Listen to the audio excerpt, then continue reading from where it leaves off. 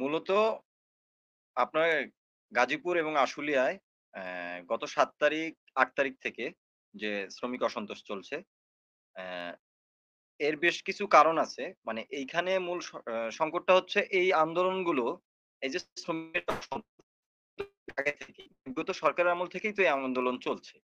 এবং আমরা শ্রমিকের উপর গুলি চালানোর ঘটনাগুলোও দেখছি বিগত তো মাঝে এই ২৪ এর আন্দোলনে সরকার শেখ হাসিনা সরকার পতনের পরে শ্রমিকদের যে দাবিগুলো ছিল, শ্রমিকরা তো মূলত এখন আরো একটু সুন্দর একটা পরিবেশ পাওয়াতে শ্রমিক তার যে দাবিগুলো, সেই দাবিগুলো নিয়ে সে সামনে আসছে। কারণ সে এখন মনে করে যে এই অভ্যুত্থানে তো এক শ্রমিকের অংশগ্রহণও ছিল। গাজীপুর, আশুলিয়ার যে শ্রমিক পুড়িয়ে মারার যে ঘটনা, সে ঘটনাও তো আমরা দেখছি। এবং এখানে যে ছাত্র শ্রমিকের ঐক্যবদ্ধ যে লড়াই সংগ্রামের মাধ্যমে যে অন্তর্বর্তীকালীন যে সরকার গঠিত হলো, সেই সরকারের কাছে আসলে শ্রমিক আসলে দাবি কার কাছে করবে? সে তো ওই সরকারের কাছেই করবে এবং হচ্ছে সেই দাবি নিয়েই মূলত তার এতদিনের যে দানাবাদ ছিল যে তার রাগ ক্ষোভের যে জায়গাটা সেটা এখন সে প্রকাশ করছে। কিন্তু সুনির্দিষ্টভাবে যদি বলতে হয় যে গাজীপুর আশুলিয়ায় এখন যে সমস্যাটা হচ্ছে শ্রমিক রাস্তায় যে নামছে, এটা কেন নামছে? এটা নামছে হচ্ছে তার যে কারখানাতে, সেই কারখানাতে শ্রমিকের অধিকারের যে আলাপটা তোলার সেই পরিবেশটা নেই। সেখানে ট্রেড ইউনিয়নের নিশ্চিতকরণ নেই। ওইখানে যে ইউনিয়নগুলো কাজ করছে, সেগুলো হচ্ছে বিগত সরকারের বিভিন্ন ফেডারেশনের মালিক বিজিএম এর কর্তৃক একটা একটা ইউনিয়ন করা। সেখানে আসলে শ্রমিকের যে মত প্রকাশের স্বাধীনতা সেটা ছিল না। এবং তাদের দিয়ে নানা ঘটনা ঘটানো যেত। শ্রমিকদের নানা নির্যাতনের শিকার হতো এবং ওই ট্রেড ইউনিয়ন ওইখানে যেটা মালিক বা বিজিএম এর পক্ষ থেকে যেটা করা হইছে, সেটা মূলত শ্রমিকের শোষণ বা তাকে নিয়ন্ত্রণ করার জন্যই মূলত সেই ট্রেড ইউনিয়নের রাজনৈতিক পন্থায় শ্রমিক থেকে নির্বাচিত শ্রমিক প্রতিনিধি এখানে দাঁড়ায়নি বা এখানে ট্রেড ইউনিয়ন গুলো দাঁড় করায়নি।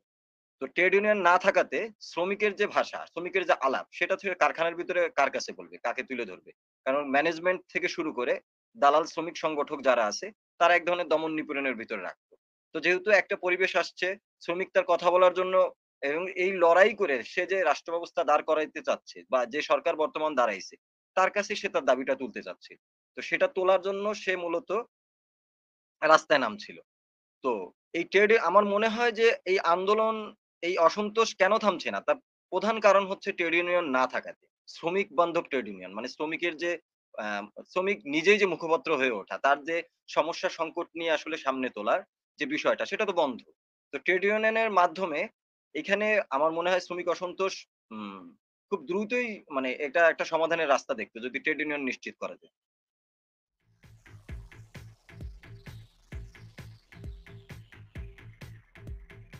১৮ দফা ২৩ তারিখ শ্রম মন্ত্রণালয়, শ্রমিক ফেডারেশন গুলো, শ্রমিক প্রতিনিধি এবং হচ্ছে অ্যা সরকার প্রতিনিধি সহ, মালিক প্রতিনিধি সহ সবাই যে এখানে বসছিল, ওইখানে যে ১৮ দফার কথা বলা হয়েছে, বাস্তবে অর্থে সেই ১৮ দফা মানে বাস্তবায়নে সরকারের তরফ থেকেও সেইভাবে কোনো উদ্যোগ আসলে চোখে পড়ে নাই।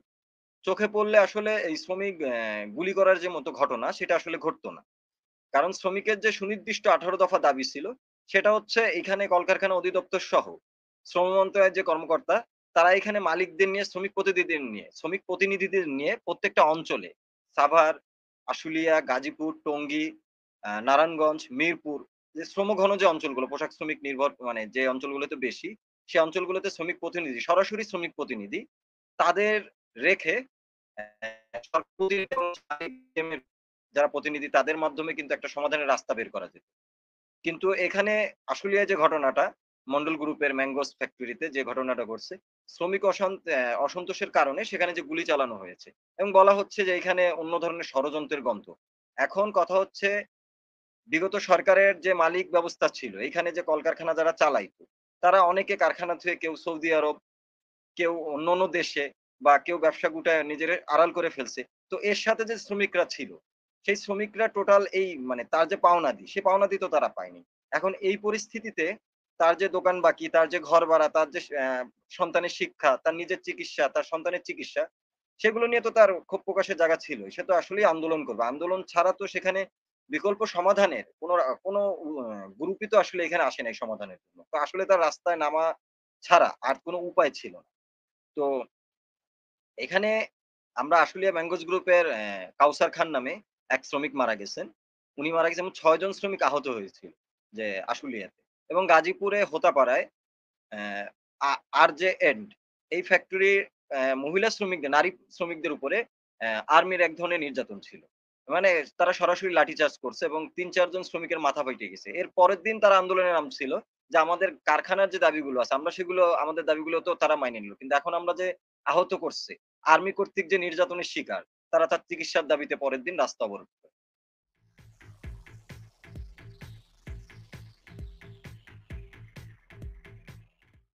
এখন আশুলিয়া গাজীপুরে মূলত গার্মেন্টস শ্রমিক মানে গার্মেন্টস শ্রমিকরাই মূলত আন্দোলন করছে।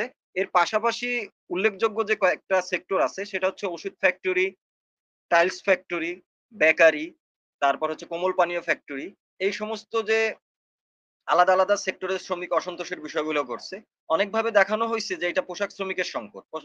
পোশাক শ্রমিকরা রাস্তা ৫৩ ঘন্টা আশুলিয়াতে অবরোধ করে রাখছে। গাজীপুরে ১১ ঘন্টা অবরোধ করে রাখছে। কিন্তু এরকম ঘটনা আরো ঘটতিছে।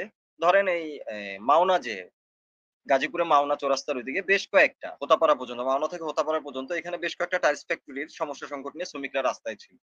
এবং এখানে বেশ কয়েকটা ওষুধ ফ্যাক্টরির শ্রমিকরা রাস্তায় নেমেছিল তাদের সুনির্দিষ্ট দাবির ভিত্তিতে।